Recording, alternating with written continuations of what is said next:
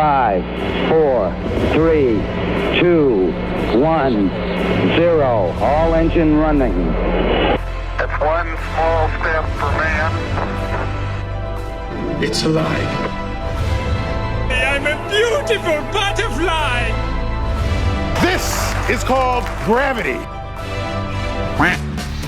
Fala, meus queridos, estamos começando aí mais um episódio do Quark Podcast e hoje a gente tá aqui num episódio especialíssimo. Claro, antes de eu falar o que vai ter nesse episódio, eu quero já apresentar a nossa banca, que é o Luciano, o Luiz e o Raul, os nossos companheiros de sempre, que a gente tá... Até agora a gente conseguiu gravar episódio com todo mundo aqui, vamos ver se isso vai se seguir o resto do ano. Mas... acho que é um novo recorde, né? É um novo recorde. 2 seguidos. 2 seguidos, Estamos sem acidentes no Quark Podcast, é um total de 0 quilos. Exatamente. Então, sem mais delongas, o que é o episódio de hoje? Hoje a gente vai fazer um quadro novo, que é o primeiro Quark UFC, porque a gente vai ter uma treta aqui entre biotecnologista e biólogo, cara. Naquele episódio que a gente gravou sobre as tecnologias, o Raul falou, queria saber o que ia acontecer, fazer um UFC aí da galera no seu máximo. Hoje a gente vai chegar no máximo dessas duas áreas aí, ó. No final a gente vai dizer se biotecnologia realmente é uma ciência ou se só é uma parte da biologia. Putz, não. O cara farpando, meu amigo, hoje vai ser bom, hein? Hoje que eu não falei nada disso. Chicote vai estralar hoje aqui, hein? Exatamente. Lembrando que eu entrei no episódio hoje sem saber o que nós ia conversar, então eu estou de vera surpresa. Não, isso é uma piada interna entre eu e a Sofia. Mas quem é a Sofia? Pra você que tá vindo esse episódio e não sabe. Hoje a gente tem a convidada que é a Sofia, que ela é biotecnologista e ela vai trazer um papo interessante aí pra nós sobre genômica. Então, antes de a gente começar o episódio, né, propriamente dito, eu queria que você se apresentasse, falasse alguma coisa, manda um beijo pra mãe, aí fica à vontade pra você se apresentar. Fala sobre sua graduação, o que você fez, o que você faz, o que você gosta de fazer. Passa o Lattes. Qual a sobremesa favorita? Passa o Lattes, caralho.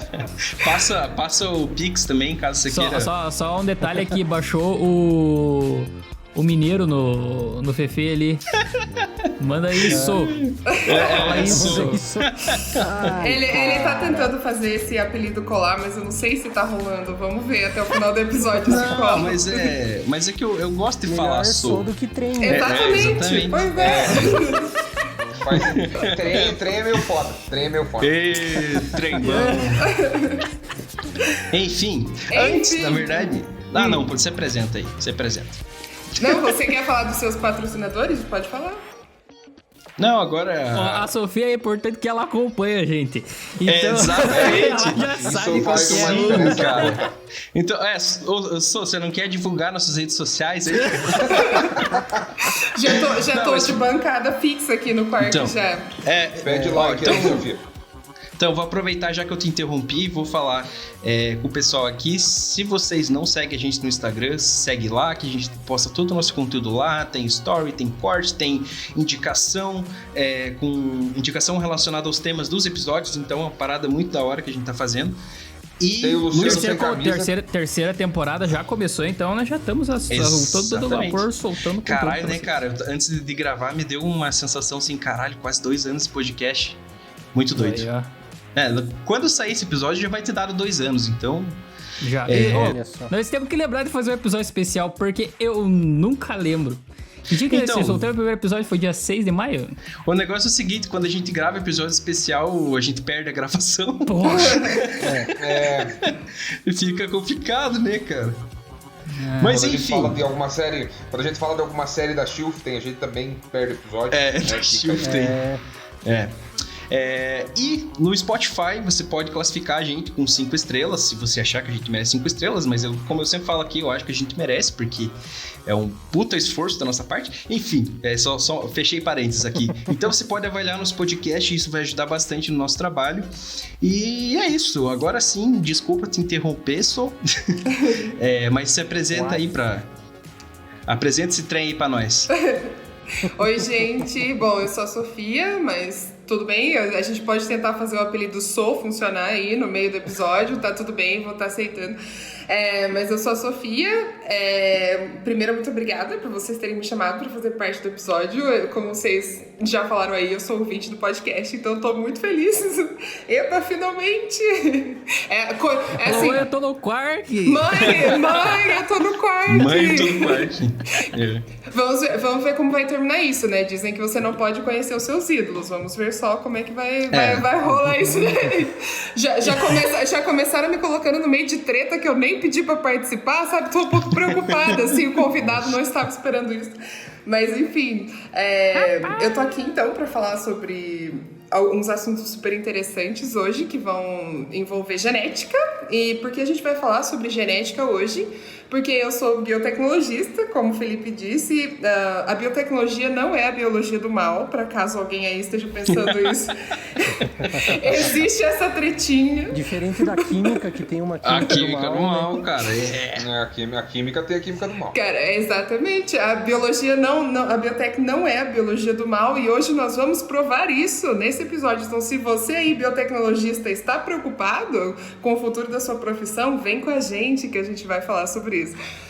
Mas, bom, eu sou biotecnologista, a minha graduação foi com ênfase em genética e biologia molecular, então é por isso que eu tô aqui hoje para falar com vocês sobre genética, genoma, testes genéticos. Essa coisa tá bem alta, assim. Recentemente a gente tem visto umas notícias bem doidas envolvendo testes genéticos. Então, tô aqui para falar sobre um pouco das bases disso e as aplicações. E também escutar as perguntas de vocês, a gente debateu uns temas, assim, famosos. E eu digo que esse tema tá famoso, já vou trazer um exemplo, assim, pra gente começar falando sobre genética.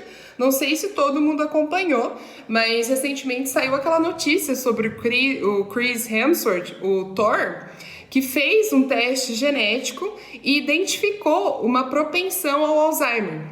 E aí, o que ele fez? Ele fez aquele anúncio da pausa na carreira para aproveitar mais a família e também ter mais tempo para fazer essas atividades, assim, de cuidados preventivos em relação ao Alzheimer. E nisso, assim, explodiu um boom, assim, né? Nossa, então existe um teste que eu posso fazer que me diga se eu vou ter Alzheimer ou não? E, meu Deus do céu, o que eu faço a partir do momento que eu tenho o resultado desse teste? Calma, que a gente pode explicar tudo o que aconteceu. Eu não sei se vocês viram essa notícia, vocês também se perguntaram alguma coisa disso? Então... Eu não vi, mas eu lembro que rolou algo parecido com a Angelina Jolie também. Exatamente, é verdade. Isso, que ela tirou as mamas, ou não lembro se foi o útero, não lembro de como é que foi aquela vez dela. Também, mas a premissa era a mesma, assim, de que ela fez um tipo, assim, pelo menos como veicularam as notícias, né? De que ela fez uma espécie de teste, uma espécie de exame, que apontou um índice de maior probabilidade de ela desenvolver o câncer e ela fez essa retirada preventiva, né? Então eu não sei em que montante, né, é possível isso. Acho que a gente acabou passando, né, rapidinho em cima de algum episódio sobre esse debate. A gente acabou não se aprofundando porque a gente não tinha nenhum especialista no assunto. Agora a gente tem. Então esclareça, traga-nos à luz, ó, Sofia. Aí, ó. 1-0 pra biotecnologia, hein? O cara tá contando. Não, esse é o quarto UFC, cara. Tá valendo já. O que eu ia falar, com toda a minha humildade, era que uma sugestão pra gente começar a tratar disso era a Y.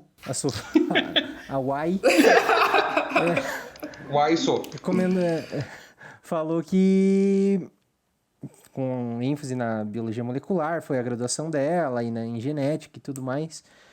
E eu acho que era legal pra galera que tá ouvindo a gente, pelo menos, pincelar rapidamente ou deixar de uma maneira mais clara. Qual que era o objeto de trabalho do geneticista? É o DNA, certo? Exatamente.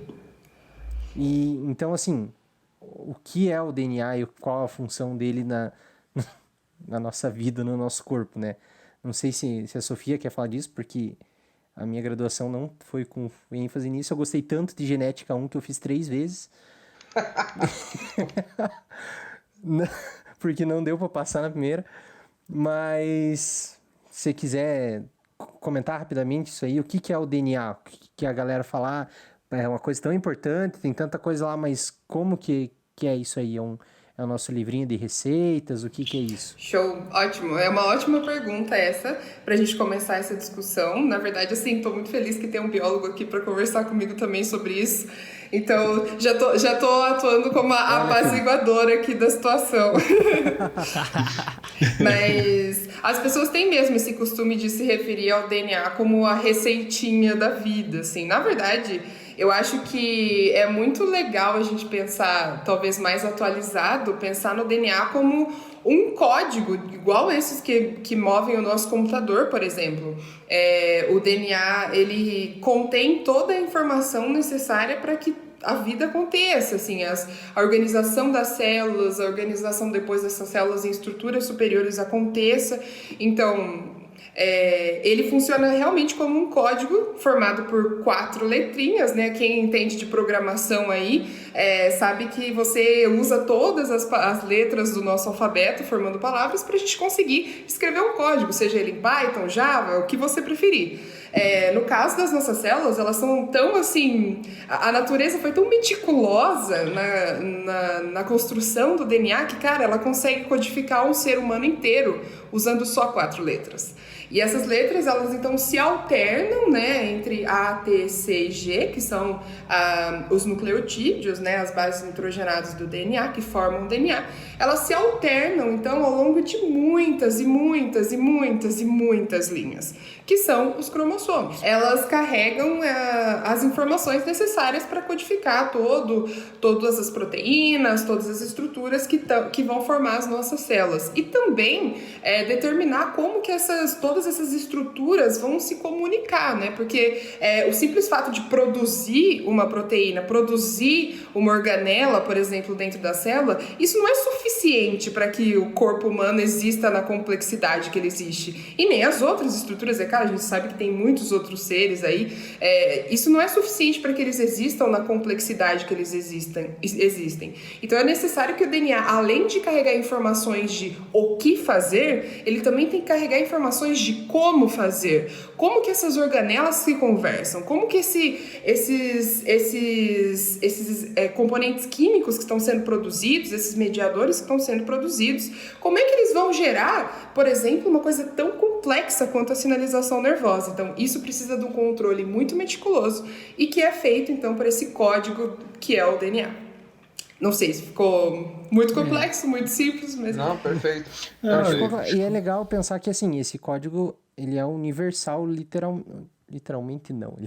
Podemos dizer com propriedade que ele é terrestre. Né? Exato. Mas, assim, todos os seres vivos que se tem conhecimento, desde plantas, bactérias e animais e fungos, e se eu esqueci de algum, não se ofendam, se incluam nele, tem os seus DNAs escritos, codificados de maneira diferente, mas todos seguem esse padrão das 4 letrinhas que a Sofia comentou. Na verdade, nos RNAs tem uma letrinha diferente, né? Mas ainda são 4, só uma delas muda, né?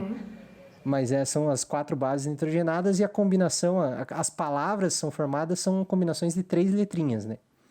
Então, a cada 3 letrinhas você tem uma palavrinha que vai codificar, não sei se o termo certo é esse, mas ela é usada para sintetizar um aminoácido que, em conjunto com outros, formam as proteínas e diversas estruturas, certo? E aqui nesse caso a gente conversa bastante sobre... Quando a gente fala sobre DNA, já parece que é uma coisa super complexa, né? Nossa, entender o que o DNA codifica, entender como que essa sequência de letrinhas acaba gerando uma coisa super complexa... Isso parece muito grande, assim, parece muito difícil e realmente é, mas isso é só a genômica. Que então são os estudos sobre o DNA, sobre os genes e tudo mais. Além da genômica, a gente ainda tem uma outra ciência que é a transcriptômica, que vai avaliar o conjunto dos RNAs produzidos a partir do DNA. Depois da transcriptômica, a gente tem a proteômica, que avalia a complexidade das proteínas sintetizadas a partir do RNA, que foi codificado pelo DNA.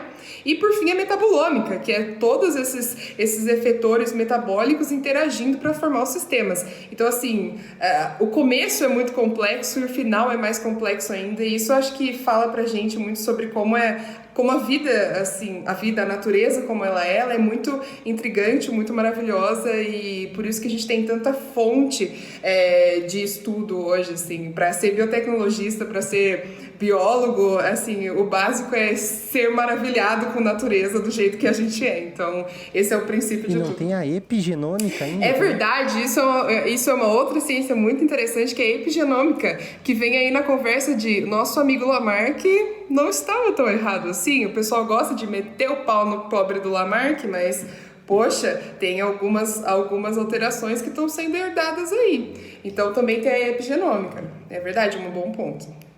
Olha só, e já deixo aqui minha sugestão, não é um indica, não é um oficial, mas tem um artigo muito bom que chama, falei que indicar e não lembro o nome, mas acho que é a Lamarck, o que é de Lamarck, alguma coisa nesse sentido. Eu vou achar e vou colocar que ele discute que o Lamarck não estava tão errado em todas Já as sabemos coisas. quem que vai fazer o indica desse episódio. Mas é muito bom, ele discute várias ideias de Lamarck que se mostraram corretas e que também o Darwin se baseou em muitas coisas do Lamarck. Então ele tem seu mérito, sim, em toda essa evolução do conhecimento de todas essas ômicas que a gente falou aí. Uhum. E aí, nesse gancho da genômica, uma coisa que, já que a gente começou a falar isso, né, acho que um marco muito grande da genômica era, as nossas tecnologias de descobrir esse código do DNA, né, elas eram muito limitadas há umas décadas atrás. Então, cara, imagina como como era maluco para as pessoas pensar assim, nossa, então vamos tentar saber qual que é a exata ordem de bases de A, T, C, G que está nesse DNA. Poxa, isso já é um experimento, já é uma técnica muito complexa. Aí, algumas décadas atrás, né, acho que foi em 1990, não tô muito certo disso, mas eu acho que sim.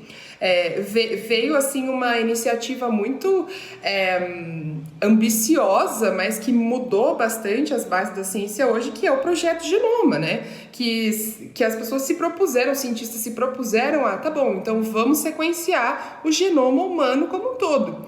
E se acreditava que isso ia transformar o mundo, porque assim, já que as informações sobre os genes e como eles funcionam tá dentro do DNA, se a gente entender como que o DNA se organiza, então pronto, nós temos a cura de todas as doenças. Mal sabiam essas pessoas que, na verdade, o projeto de genoma ia abrir uma caixa de Pandora da genética. Porque aí nós descobrimos que o DNA, a parte codificante do DNA, na verdade, ele é muito pequena em relação ao resto do DNA que a gente tem, né? Então, assim, poxa, por que tem esse tanto de DNA a mais que aparentemente foi chamado como lixo na época, né? Que aparentemente tá lá para não fazer nada? O que é isso? Então a gente foi entendendo que os dados que foram obtidos do projeto Genoma, na verdade, eles mostravam pra gente que, na verdade, de DNA a gente não estava entendendo nada até então. E foi aí que se começou a estudar as variações de DNA, o papel dessas regiões que estão fora, né, da região dos genes, que estão muito relacionadas à regulação, né?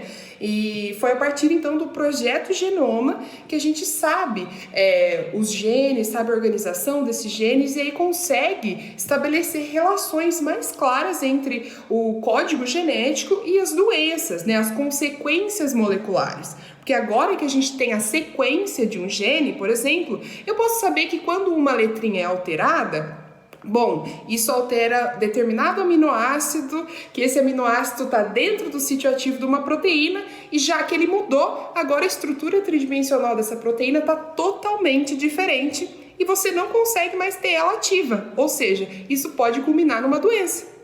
E foi aí, então, que a gente começou, assim, para a medicina diagnóstica, para a pesquisa, isso foi um salto gigantesco. E também abriu o espaço, é claro, para a bioinformática, que é uma ciência super recente, mas super nova, e só se fala disso, que é descobrir o que a gente faz com tanto dado de DNA, né? E isso que você falou é interessante, porque, assim, a gente se entende como ser humano, pessoa, como uma espécie, a nossa definição de espécie, que já foi falado várias vezes que é muito difícil você ter uma definição concreta do que é uma espécie, mas podemos dizer que são indivíduos com um DNA muito semelhante, mas apesar de muito semelhante, possuem variações, né? Faz parte das premissas, inclusive, da evolução é existir variações entre indivíduos de uma mesma espécie. E essas variações, elas estão rolando no nosso DNA. Então, existem diversas mudanças de letrinhas e coisas acontecem entre eu e vocês, temos diferenças no nosso DNA, né? E isso não nos faz espécies diferentes, porque o processo de mudança de uma espécie é bem mais gradativo e são outras, é necessário um tanto de mudanças, coisas diferentes, né? Mas são essas diferenças que possibilitam a gente ser diferente um do outro. E como a Sofia falou, algumas pessoas terem algumas doenças, outras pessoas terem outras, ou algumas pessoas terem predisposições a umas doenças e outras terem outras. Então, por isso que eu acho legal agora que está se popularizando isso de você poder investigar o seu próprio DNA e entender o que você tem dentro de você e suas predisposições, ou outras informações como ancestralidade também, que é muito legal. E isso só é possível por causa dessas variações que existem no nosso DNA, né? Exatamente. Pode falar? Eu tenho uma dúvida, bem para trás ainda desse papo. Na verdade, assim, pelo que eu entendi, o projeto do genoma humano, então, ele tem ele descobriu que tem partes do DNA que tem uma parte pequena que é responsável pelo gene e o resto é responsável por outra coisa. É isso? Mais ou menos. A Sofia quer responder? Posso responder? Pode, você que manja. Bom, então, foi exatamente mais ou menos isso, assim, se esperava, na verdade, que o resultado do projeto do genoma humano fosse que, assim, a maior parte do DNA fosse codificante, assim, que fossem os genes que gerassem as proteínas, e o resultado, como você falou, foi justamente o contrário. A parte codificante é muito pequena. E a outra parte... E a parte não codificante faz o quê? Então, a parte não codificante, ela regula a parte codificante. Tem umas partes dessa parte não codificante que ainda não se sabe a função. Tem muita parte disso também, que é a assinatura de DNA de vírus que se incorporou ao nosso genoma. Então, assim, tem de tudo um pouco, mas a parte mais importante dessa região não codificante é a regulação da expressão da parte codificante. Então, existe uma parte, por exemplo, nessa região não codificante, que ela pode ajudar a sua região codificante a produzir mais daquilo que ela está codificando. Então, por exemplo, faz de conta que a gente está falando sobre uma região codificante que te ajuda a digerir vitamina A. Não é um exemplo muito concreto, mas é só um exemplo figurativo aqui pra gente pensar. Faz de conta que tem uma região codificante que te ajuda a digerir e faz a proteína lá que digere a vitamina A. Se a sua região bem pertinho dela não codificante, mas ela reúne a DNA polimerase, que vai ajudar a sintetizar essa enzima que degrada a vitamina A, se essa região ela tem uma alteraçãozinha de base que faz a DNA polimerase ter mais afinidade pelo DNA nessa área, significa que ela vai ser mais transcrita, ou seja, que a DNA polimerase vai passar mais vezes por essa região de DNA, ou seja, você vai fazer mais ainda enzimas que são capazes de degradar a vitamina A. Então você é um super metabolizador de vitamina A. Ao contrário, pode ser que alguma troca de letrinha dessa região não codificante faça com que você não tenha muita afinidade pela DNA polimerase naquela região. Então você é meio que deficiente na degradação de vitamina A, justamente porque a DNA polimerase não consegue ligar direito no seu DNA para conseguir atuar sobre a região codificante. Deu para sacar essa parte? Sim. Então, isso é um exemplo da importância dessas regiões não codificantes também para a estrutura do DNA. Também tem uma parte interessante, que é a interação dessas regiões não codificantes com reações de metilação, por exemplo, que acabam fechando o DNA para a expressão. Então, isso é um pouco de epigenética, isso determina se a expressão daquele gene ou não vai acontecer. Então, essas regiões têm muita importância. Essas regiões não codificantes, já, me desculpe, interrompi o Lulu.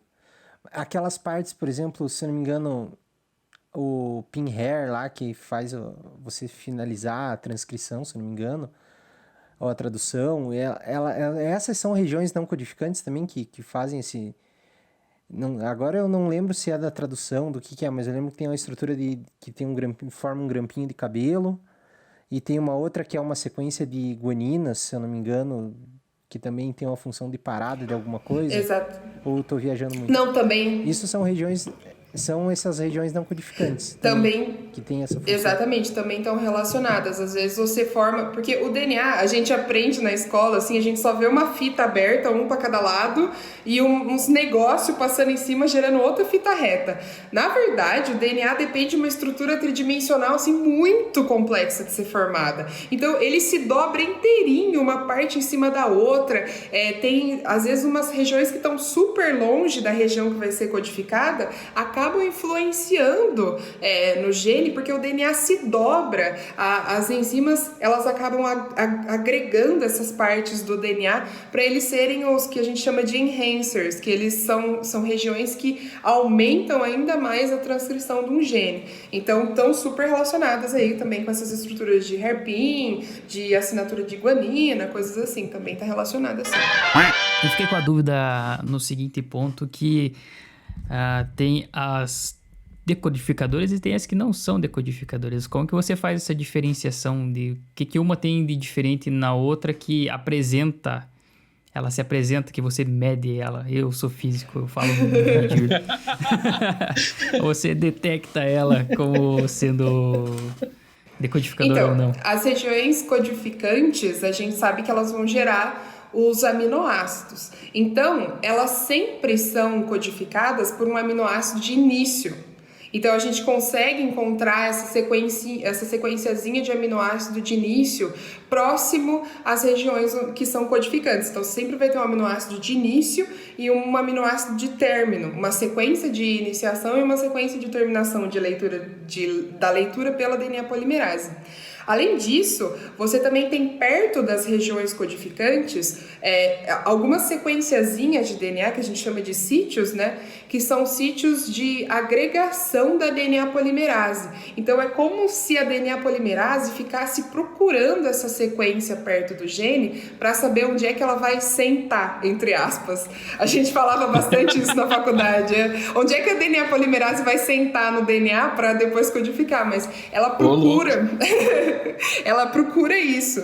Então, e também tem, a partir do momento que a DNA polimerase senta no DNA, ela agrega outras proteínas que também vão procurar por essas sequências. Então, assim, parece que é uma coisa aleatória, super randômica, mas na verdade não. Assim, para esse mecanismo que depende de muitas proteínas funcionar, elas precisam encontrar o lugar certinho. Então, assim, não é só a região genômica que interessa. Pra gente saber que ela tá lá, a gente vai com certeza encontrar regiões que estão flanqueando essa região, né, que estão ao lado dessas regiões transcritas, que vão indicar, então, interação com a DNA polimerase, terminação, às vezes tem algum sinalzinho depois do gene que indica para onde que essa proteína tem que ir, a proteína codificada tem que ir. Então, tem vários sinais que a gente consegue encontrar no DNA fazendo isso. A DNA polimerase é uma enzima que ela vai sintetizar a fita nova, né? Ela vai sintetizar a fita nova, exatamente. Só que acho que a gente não comentou isso. Então, tipo, na nossa, voltando à analogia que você já falou que não é muito boa, mas da receitinha, do livro de receitas lá. Deixa eu ver se é isso que eu entendi. Você tem várias receitas num livro, mas ele não é bem separadinho em páginas, tá? É como se fosse uma lista enorme. Uhum. Você tem sempre uma frase que ela indica o começo de uma nova receita. Exatamente, é exatamente isso. Essa frase é a metionina, ou aminoácido? É metionina. Mas então tem uma, digamos que se fosse várias histórias uma atrás da outra, seria o Era Uma Vez. Toda vez que tem um Era Uma Vez, você sabe que vai começar uma história. Exatamente. Ali. Então você tem que começar a ler a partir do Era Uma Vez. Só que para uma receita não faz muito sentido. Então seria, sei lá, a receita é. Uhum. Então você vai lendo o livro, quando você chega nessa parte, você sabe que ali começa a receita. Uhum. Então você vai lendo até chegar em, sei lá, acho que são 3 possíveis jeitos da receita parar. Então, sei lá, põe no forno, põe no fogão, põe no forno, põe na panela ou põe no micro-ondas. Então, esse é o final da receita. Então, você tem esses 3 tipos de parar. Então, quando você chega na parte da receita que manda você ou pôr no forno, ou no fogão, ou no micro-ondas é que a receita acabou. Exatamente. E até começar a próxima receita, tem algumas coisas escritas ali, mas aquilo ali não é uma receita a princípio. Exatamente. Mas depois foi descoberto que essa parte que não parecia uma receita tem uma função. Talvez essa parte onde está escrito a quantidade da receita que você tem que fazer para servir tantas pessoas. Exatamente. Entendeu? É isso, Nossa, né? perfeito. Essa analogia foi perfeita. Sensacional. Não, o Luiz, cara, o Luiz quando Agora, ele estuda... agora eu tô ele dentro. se- Agora eu tô dentro. E o cara se menosprezando, porque eu só sou um bacharel, eu só sou honesto. Pode ser Não, um sou eu que me menosprezo, são vocês que me discriminam. Para com isso aí, rapaz. Ah, pare, cara. Mas uma coisa que nós ficamos em dúvida e que eu quero perguntar agora, já que está aqui, que me perguntaram e eu, como um biólogo, não sabia responder, então você, como uma biotecnóloga... Logista. Tecnologista. Logista, isso. Vai saber porque são profissões diferentes e tão importantes quanto, entendeu? Aí sim. Cara, olha, eu não tenho nada contra a biologia, nem contra a biotecnologia, só pra esclarecer, mas eu tô aqui, eu sou do ramo do entretenimento, sabe? Eu quero... O cara é armador Exatamente, de rinha. cara, eu O sou Fefe tem uma rinha de galo atrás de casa, tá ligado? Não, eu não tenho os bichos. Eu não tenho Eu os sou o bichos, João gosto da treta. Kleber. Cara, eu sou o João Kleber da divulgação científica, então eu quero aqui polêmica, eu quero engajamento, gente, vamos lá. Para. Mas assim, a dúvida que a gente ficou é, como se sequencia um DNA? Tipo, você põe ele, tira o DNA da célula, põe ele numa máquina e ele vai dar as letrinhas pra você? Cara, hoje... Ou é um espectrograma, alguma coisa assim, porque não é um negócio que a gente enxerga, né? Hoje a vida é maravilhosa, né? Então, hoje a gente pode tirar o DNA da bochecha, assim, os testes genéticos que tem hoje, a gente usa DNA extraído de célula da bochecha mesmo, da mucosa. Você tira com um cotonetinho, um suave. E hoje existe assim, tecnologias incríveis que a gente extrai o DNA das células no laboratório, coloca na máquina e aí ela dá pra gente essa sequência. Mas assim, parece muito fácil, mas na verdade tem um trabalho muito grande por trás disso, né? Esses sequenciadores mais novos, então a gente pode desvendar aqui o que eles fazem, né? Quando a gente recebe essas células que vêm da mucosa da boca, primeiro, né, lembrando que o DNA nas células dos humanos, né, ele está dentro do núcleo, então a gente precisa tirar ele da célula, tirar do núcleo, que é o processo de extração de DNA, né? Então a primeira etapa é fazer essa extração do DNA. Uma vez que a gente extrai o DNA, a gente precisa fazer um processo de purificação do DNA. Por quê? Quando você extrai coisas da célula, você está extraindo DNA, você está extraindo RNA, você está extraindo proteína. RNA degrada muito fácil, então assim, mas tem que fazer uma etapa de purificação. Então depois que você purificou, você está lá com o DNA bonitinho, o que você vai fazer? Você vai inserir esse DNA numa reação que vai clivar ele em vários pedaços, cortar esse DNA em vários pedaços. Uma vez que você cortou esse DNA em vários pedaços, aí sim a gente insere ele no sequenciador. O sequenciador, ele é uma máquina... Hoje a gente tem a felicidade de ter sequenciadores como, por exemplo, os sequenciadores da Illumina, aí, que são... acho que é uma das principais empresas de sequenciamento hoje, né, que são bem modernos, que eles fazem esse sequenciamento que a gente chama de NGS, que é o sequenciamento de nova geração. O que tem nesses sequenciadores da Illumina? Imagina que tem uma placa. Ela é bem pequenininha, então em cima dessa placa a gente tem várias sequenciazinhas de DNA para cima, assim, vamos dizer. Essas sequências, eles são os adaptadores. O que eles vão fazer? É como se eles fossem uns prendedores. Eles vão reconhecer por complementariedade os pedacinhos de DNA que estão entrando lá. Então, uma vez que ele reconhece por complementariedade, ou seja, se é A ele liga com T, se é C ele liga com G, ele vai grudar com pedacinhos de DNA que você inseriu, porque você clivou todos eles, e então vai rodar uma reação que vai, usando, né, o pareamento aqui que está acontecendo entre esse pedaço de DNA e esse adaptador, ele vai usar o seu DNA como molde para amplificar esse DNA, significa fazer mais cópias dele. A partir do momento que você tem mais cópias desse DNA, então você vai passar pelo leitor de sequenciamento, que ele vai passar esses fragmentos de DNA, eles vão então florescer com algumas cores, em alguns sequenciadores isso acontece, e a partir dessas cores, cada letrinha floresce com uma cor, vai formar um espectrograma. Espectrograma, falei certo, né? A palavra certa. Aí sim. Aí é com o Felipe, né?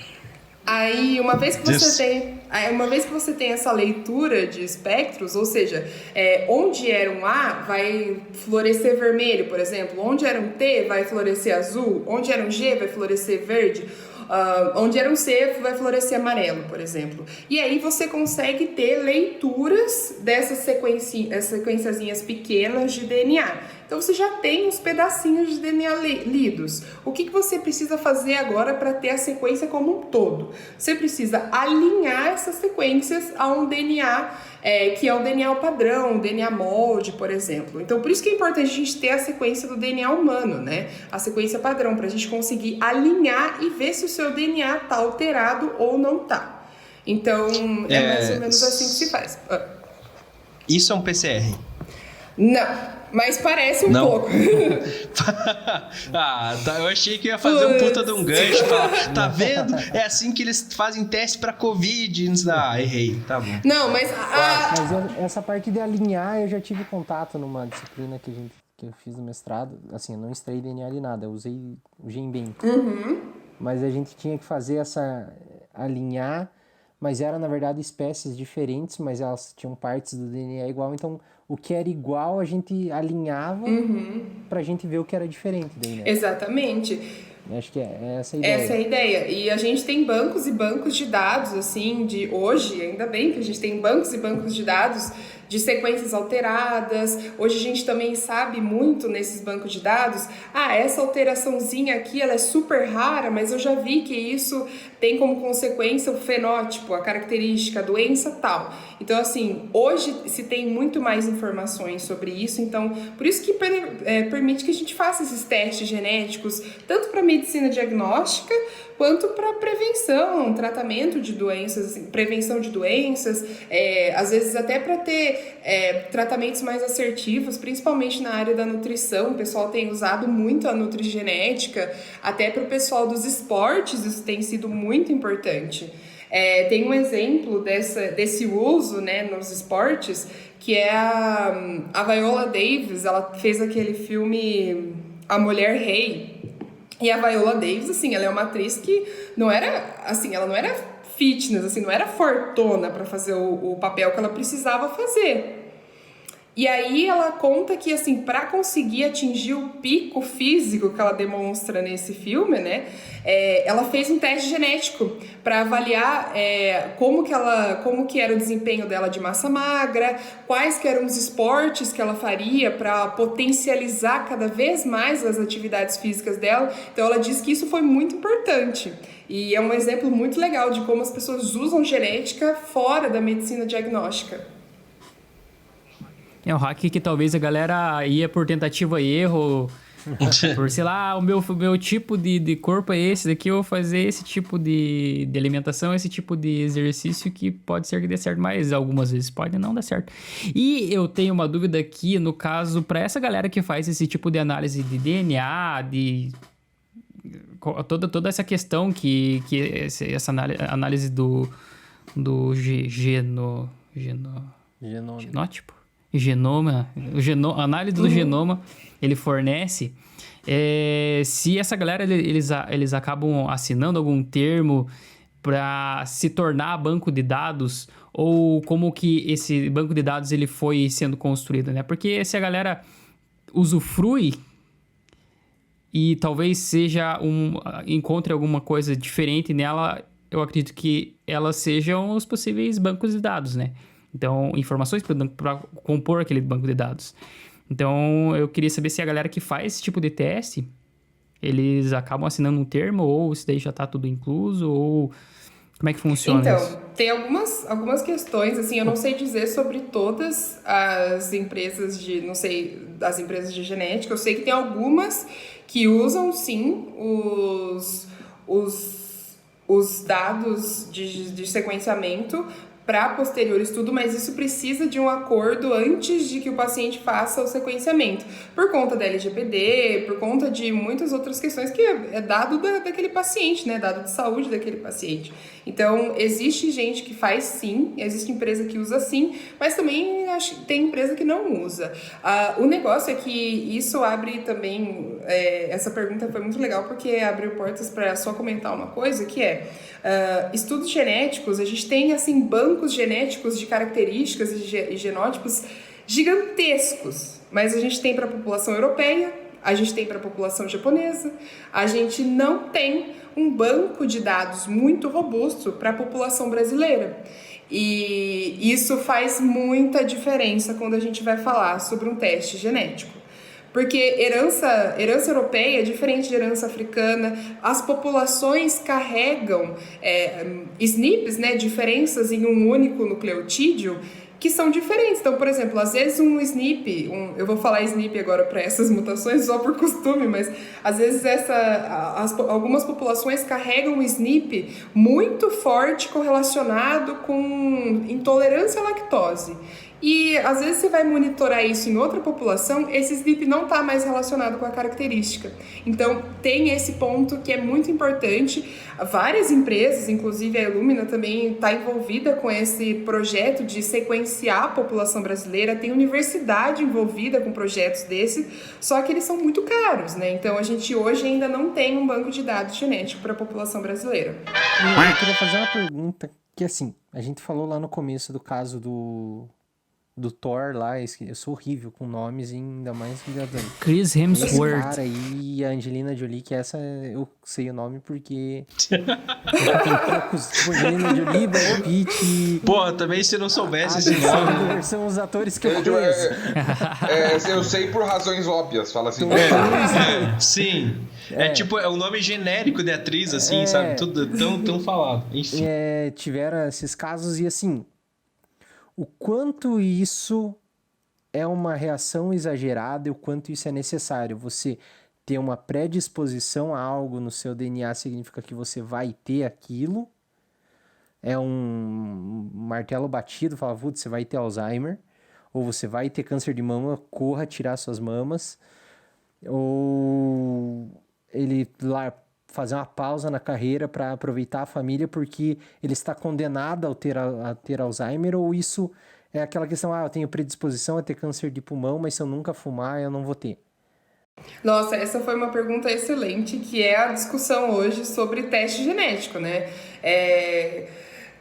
É complicado, assim, porque existe teste genético para diversos fins, mas nessa questão de diagnóstico, como a gente está falando do Chris Hemsworth, do Thor, da Angelina Jolie, essa foi voltada para saúde, para câncer, então isso é muito difícil. No caso, a gente sempre fala que genética não é determinística. Então, esse ponto, nesses casos para doença, é justamente isso que você comentou aí, que você levantou a questão. Não é porque você tem um polimorfismo, não é porque você tem uma mutação que você está fadado a ter o câncer, não é assim que funciona.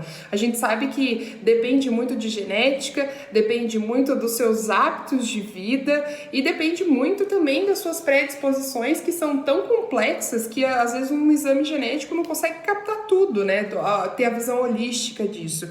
Então, acho que a resposta é que nesse caso, por exemplo, do polimorfismo do ApoE4, que é o do Chris Hemsworth, o que ele descobriu? Ele descobriu que ele tem um genótipo super raro. Ele é E4E4. Significa que ele tem um polimorfismo na apolipoproteína E, que está envolvida com o metabolismo de colesterol e tudo mais. E essas duas heranças, né, um E4 que veio da mãe dele e um E4 que veio do pai dele, quando eles estão juntos, que é o caso do Chris Hemsworth, isso aumentava a chance de Alzheimer. Mas isso não quer dizer que ele vai ter Alzheimer. Não quer dizer que ele precisa correr para, meu Deus. Até porque a gente não sabe a causa de Alzheimer hoje, a gente não sabe a causa genética de Alzheimer, a gente não entende muito bem a causa, o estupim molecular do Alzheimer não é conhecido. Então, o que se pode fazer a partir do momento que você descobre uma propensão ao Alzheimer, já que você tem a propensão genética, primeiro, não entre em pânico. Segundo, tem além da genética um ambiente, que é justamente isso que se deve fazer. Uma vez que você identifica o risco, é meio que um chamariz para, já que talvez eu tenha um risco, já sei que a genética não é determinística, que pode ser que tenha outros polimorfismos envolvidos e que eu não tô fadado, não custa nada eu tentar mudar o ambiente, né? Então, não custa nada eu tentar aprender uma nova língua, não custa nada eu tentar me alimentar de uma dieta mediterrânea, que às vezes as pessoas dizem que está relacionada, mas enfim. É que esse caso do Alzheimer... Acho que a questão é acender uma luzinha amarela, né? Tipo, vou intensificar meus check-ups de exame, em vez de fazer a cada 5 anos para ver se eu tenho alguma coisa, eu vou fazer a cada 2. Exatamente. Mas não necessariamente que é um martelo batido ali, tipo, vou me despedir da minha família porque eu vou começar a esquecer dela semana que vem. Não, com certeza não. Principalmente, assim, esses testes de propensão genética, eles devem ser levados muito com cautela nessa parte de doenças e tudo mais, porque é realmente uma coisa complexa. Uma doença, um câncer, por exemplo, é uma coisa extremamente complexa. Às vezes não depende só de DNA, depende de metabolismo como um todo. Então, é aí que a gente tem que ter cuidado, para não entrar no desespero. Mas o teste, sim, ele é muito útil, como eu disse para vocês. Por exemplo, na nutrição, na nutrigenética, cara, para uma nutricionista montar uma dieta para você, por exemplo, você descobre que você tem uma propensão a ser intolerante à lactose. Você descobre que você tem uma propensão a talvez ter uma alergiazinha a glúten. Alguma coisa assim, às vezes é fácil a gente pegar problema em metabolização de vitamina D também. Então, assim, nesses casos, quando está relacionado também à mudança de rotina, que não é uma coisa determinística na sua vida, não é uma doença, não é um motivo para você se desesperar, isso pode trazer muito benefício. E tanto também no exemplo do caso da Viola Davis, né, que descobriu coisas relacionadas ao porte físico, resistência atlética. A gente sabe que isso está muito popular, né? Nesses últimos meses a gente tem visto bastante notícia de atleta fazendo teste genético para conseguir potencializar desempenho. Então, é para ser levado com cautela, mas também é uma coisa assim que... A parte legal é que cada vez mais os testes genéticos têm sido barateados, o preço do sequenciamento tem diminuído muito. Então a gente torna isso acessível para a população. Era uma coisa que há 10 anos atrás ninguém podia pensar que tem o DNA sequenciado. Eu tenho o meu genoma sequenciado. Então, imagina isso. E não é uma coisa... Cada vez mais isso se torna acessível. Então, é bem legal. E é legal também na parte de análise de ancestralidade, né? Essa é uma parte bem legal. As pessoas estão mergulhando bastante nisso, achando bem interessante. Uma coisa que as pessoas estão tentando fazer, que não pode, é tentar usar teste de ancestralidade para conseguir passaporte, e também não pode usar para conseguir cidadania, porque a galera tá tentando e não pode. Mas eu queria entrar num assunto polêmico antes da gente mudar muito de assunto, que a gente já tá com um tempão. Eu acho que meus colegas, principalmente o Felipe, que gosta do entretenimento, ele vai concordar. Mas é uma área que tá sujeita... Atenção, ouvintes. É uma área que está sujeita a muito migué. Migué é um termo aqui do Paraná, não sei se a Sofia conhece. Sim. Então, tá sujeita a muito migué. Entre eles, eu queria destacar aquele casal de influenciadores que mudaram a dieta para limpar o DNA antes de ter um filho. Mas... Nossa senhora. E eu queria destacar também a vacina vai mudar o meu DNA. O que você tem a dizer sobre essas situações aí?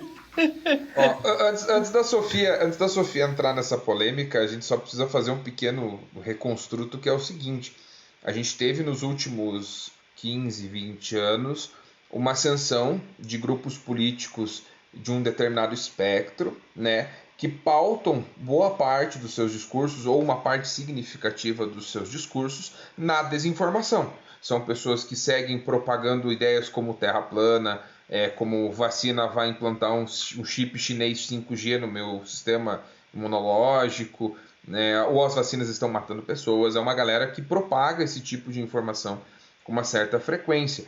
E assim como todo avanço científico, foi assim na ida do homem à Lua, foi assim, né, durante o combate ao HIV nos anos 80 e 90, né, que não se sabia ao certo como que a doença funcionava, foi preciso uma série de estudos, um avanço, né, infelizmente inúmeras mortes para a galera entender como que a doença se estruturava dentro dos organismos para poder começar a desenvolver um medicamento que a combatesse, né. Como todo avanço científico, esses caras também se utilizam, esses caras, eu digo essa galera mau caráter, assim, que o Luiz citou 2 exemplos muito bons, né? Eles se utilizam desses recursos ou desses discursos para poder legitimar um outro discurso meio fajuta, né? Então eles se apropriam dessa questão do sequenciamento genético para falar um troço totalmente absurdo, mas daí eles usam esse gatilho, né? essa catapulta de, não, mas a gente está utilizando um estudo científico aqui, que é o sequenciamento genético, né? Então, assim, também tem essa questão de, né, propagar os famosos migué, né, através desses recursos novos que estão sendo, desses novos estudos, dessas novas pesquisas, mas também tem esse outro contraponto que é o mau caratismo mesmo, assim, dessa galera que está envolvida numa banalização científica, assim, que é um dos nossos principais pontos de combate aqui com o Quark, né? A ideia de fazer um podcast de divulgação científica é justamente para tentar trazer com um pouco mais de fundamento as informações que têm circulado, né, nas mídias sociais ou nos nossos círculos sociais, assim, porque, assim, ciência feita dentro da universidade é muito bonitinha, tem, né, professores, pesquisadores, aquela coisa toda, mas para a galera que trabalha 8, 10 horas por dia e tem meia hora, 1 hora para mexer no celular e ver uma notícia, assim, né, talvez a informação não chegue com a mesma efetividade. Então, né, para a galera que acompanha o podcast, eu acho que é muito importante isso que o Luiz levantou, né, de também observar, assim, que ótimo, a gente tem uma série de coisas positivas, né, e, assim, não que o sequenciamento genético tenha pontos negativos, ou, né, não é uma crítica nesse sentido, mas a gente precisa também problematizar, né, essa galera que está se utilizando desse novo método de pesquisa, desse novo método de pensar a própria genética, né, com fins, né, zoados, assim, para fazer esse famoso migué que o Luiz citou. Nossa, isso é muito, muito importante. E, assim, vamos começar pela parte mais revoltante, talvez, que é a parte das vacinas, cara. Gente, assim, o DNA, ele é uma estrutura tão complexa, assim, eu e o Felipe, a gente discute bastante disso, assim, eu do ponto de vista biológico e ele do ponto de vista químico, assim, como que o DNA é uma estrutura incrível, assim, ele precisa ser... As interações entre as fitas precisam ser fortes o suficiente para manter protegido o código genético, mas ao mesmo tempo elas têm que ser capazes de se desligar para permitir, então, a transcrição, a replicação e tudo mais. E, cara, o DNA ele é uma dupla fita, ou seja, as bases, as informações estão protegidas. Essa dupla fita, ela está enovelada em si mesma, ela está enclausurada em cromossomo, dentro do núcleo, dentro da célula. Então, assim, não é possível que a vacina altere o seu DNA. Não, simplesmente não é possível. A gente carrega... Outra, né? A gente tem a cópia desse DNA no nosso corpo inteiro. Exatamente. Você teria que alterar o DNA do seu corpo inteiro. Não, quantos litros de vacina ia ser necessário para mudar teu DNA de verdade, assim? Exatamente. Efetivamente. E assim... Porque, tipo assim, uma célula, eu acho que... Eu não sei se quem tá ouvindo tem essa compreensão, assim, mas uma célula... Não faz diferença, sabe? Aconteceu um negócio só em uma célula, assim... Você coçou teu braço, você arrancou uma célula. Exatamente. É que nem, tipo, você pensar assim... Falando... De célula eu não entendo, mas entendo de moléculas, né? Uma molécula de sei lá, de veneno. Ela não vai fazer diferença nenhuma no teu corpo. Agora, tipo, algumas... Inclusive, a gente já falou sobre isso no episódio sobre os medicamentos... Como é que é o nome? Homeopatia. Esqueci.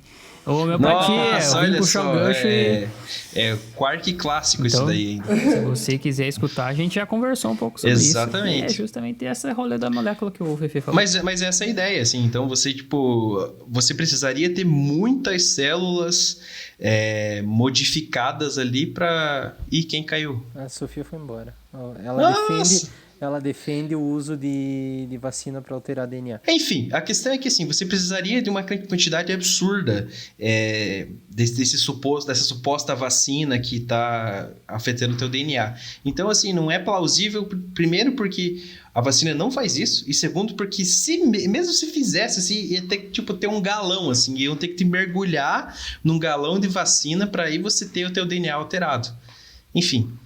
Exatamente, e assim, acho que um dos maiores, assim, a célula, eu não gosto de falar muito sobre a célula como um ser pensante, assim, mas não tem como evitar não falar disso, mas, cara, você não acha que quem fez o DNA, que a natureza, não pensou que em algum momento podia dar cagada nessa passagem? Cara, o DNA replica tantas vezes, ele faz cópias dele mesmo. Cara, será que não é possível que dentro da célula tem um mecanismo que impeça que tenha cagada? Alguém? Backup. Tem vários sistemas de alarme dentro do nosso... Exatamente. Nossas checagens, né? Pontos de checagem e de conferência. Exatamente. Então, e assim... Nenhuma vacina vai lá pra dentro do núcleo da tua célula e vai fazer alguma coisa lá, cara.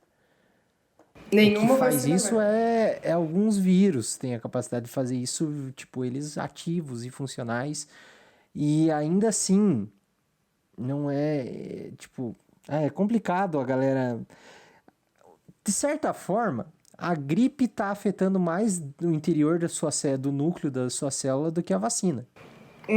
Exatamente. Assim, o próprio coronavírus você se infectar por coronavírus está afetando mais o seu DNA do que a vacina, cara, porque já foi encontrado o DNA de coronavírus em algumas células em pacientes depois de muito tempo de infecção. Então, cara, assim, um vírus é muito mais preocupante do que a vacina. Então, simplesmente tome a vacina para não ser infectado pelo vírus e saber das consequências, né? A Sofia falou disso, que essas partes do DNA não codificante lá, tinha DNA viral lá, né? E agora que a gente tocou no assunto, é legal falar, porque assim, uma maneira de um vírus, por exemplo, de algo alterar todo o DNA de um indivíduo, seria se o DNA do seu zigoto, dessa primeira célula, tenha sido alterado. E isso rolou algumas vezes na história da vida na Terra, e que resultou nessas questões que a Sofia comentou, aí, de partes do nosso DNA serem de origem viral, em alguns momentos da evolução, não só humana, mas de vários organismos, algumas células primordiais de um corpo foram afetadas por vírus e todo aquele corpo tinha esse pedaço de DNA, e isso a gente usa inclusive para agrupar animais. A gente tem partes do DNA que é comum entre todos os mamíferos, que é um DNA viral. Então, o ancestral de todos os mamíferos, um zigoto do ancestral deles foi afetado, foi infectado por um vírus e todo aquele indivíduo se desenvolveu com esse DNA viral dentro dele e todo mundo depois disso carrega essa marquinha no seu DNA, entende? Então, o vírus tem essa parte interessante também, ele não é bom, não é ruim, ele não é nem vivo, né? Mas... tem essa questão curiosa dele aí, mas assim, é que nem a Sofia tava falando, não dá pra mudar tudo, cara. Exatamente. Importante ressaltar que tudo isso que a Sofia explicou, que a gente falou ao longo do episódio, se trata de análise do que já existe. Né?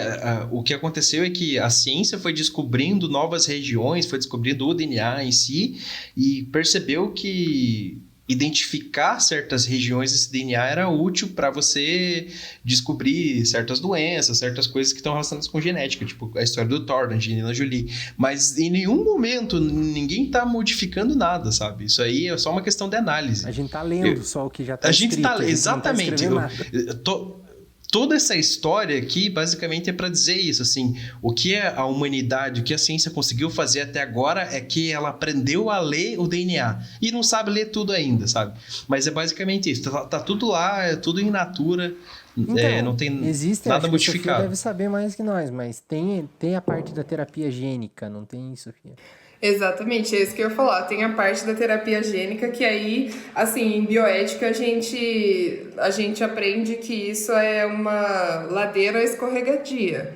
Porque, cara, o tanto que a gente sabe de genética só mostra o tanto que a gente não sabe de genética.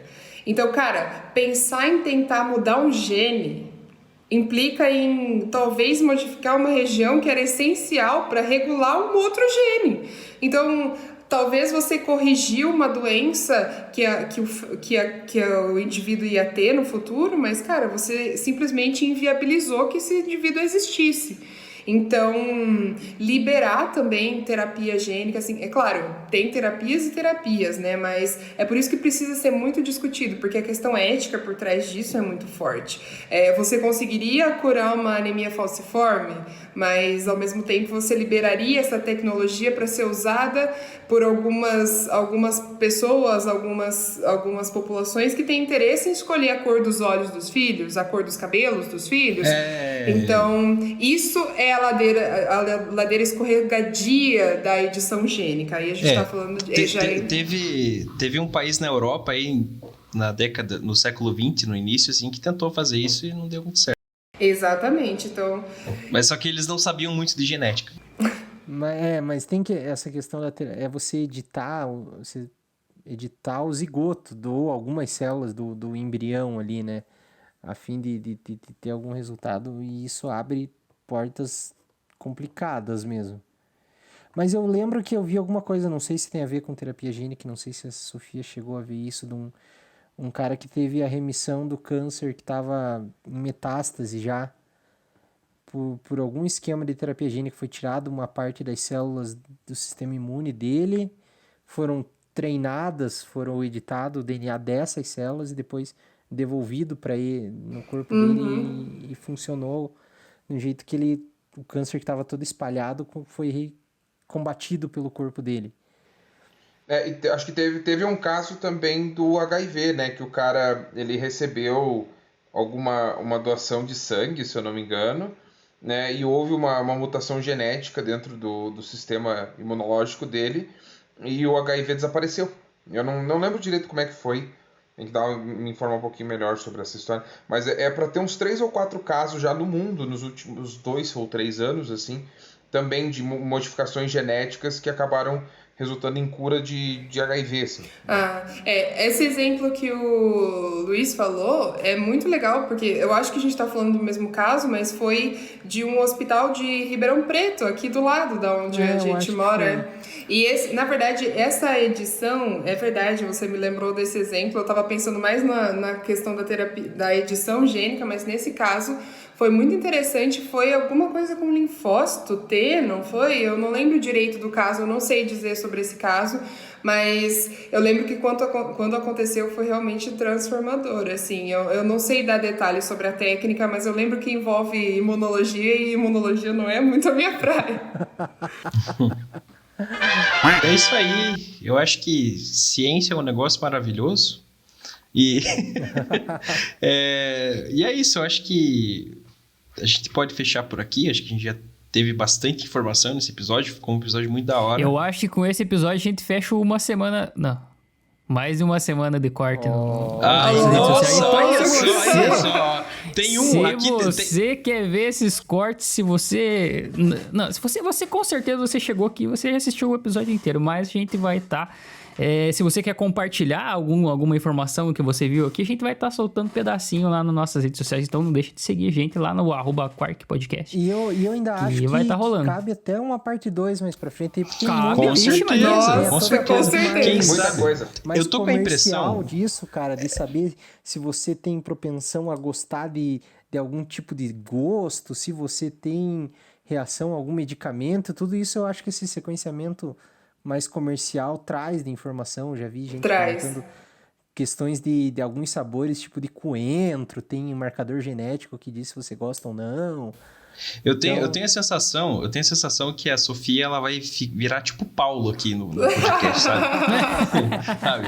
Pelo menos umas 2 vezes por ano. Umas 2 vezes por ano. Daqui a pouco tem o Paulo também. Até saiu daqui.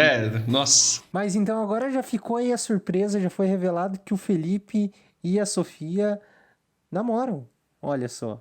Isso aí. Só pra quem chegou no final do episódio vai saber isso aqui. Só spoilers. É a prova de que, assim, eu consigo emprego pelo Tinder e eu namoro pelo Lattes. É isso.